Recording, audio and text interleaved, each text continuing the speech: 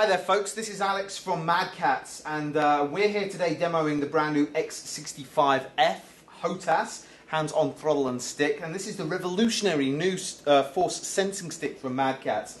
Now, unlike force feedback, force sensing means that it actually feels how much pressure you're applying to the stick and actually translates that into the game. So if you take a look at what I'm doing here with the stick, you can see that I'm actually controlling my aircraft in the game, and although the aircraft on screen is moving, the stick remains rigid at all times.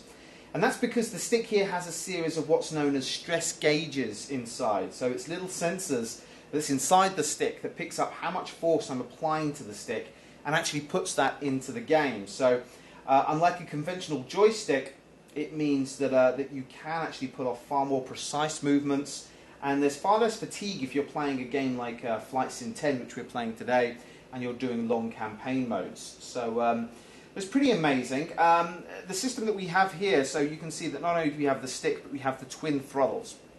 Now the flight panel here has a series of buttons, F1, F2, F3 and F4, that allow me to change how sensitive the stick reacts to my movements at all times. So at the moment we have it on F3, which I'm guessing is about right for most titles, but I can make that far looser, or far heavier, sorry, if I put it onto F1.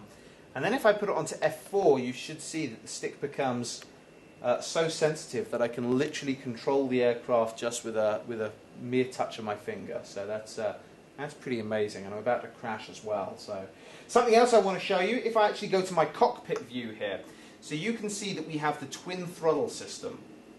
So you can see that as I move my throttle, the in-cockpit view of the throttle also shows the system working. But what's great here is that we're actually flying an F-18 aircraft, which has a twin engine aircraft. What I've done here is I've locked the throttle to give me a single engine, but if I wish to have ultra control, I can actually split the engine, I can actually release the throttles, and I can split the throttles, and you can see each throttle is going to move completely independently of one another. So you can see how that translates into the in-game action. So that means if indeed you are flying a twin-engine aircraft like an F-18, you have far, far more precise control over your aircraft. I'm going to lock that back up again, and I'm going to take that to my outside view.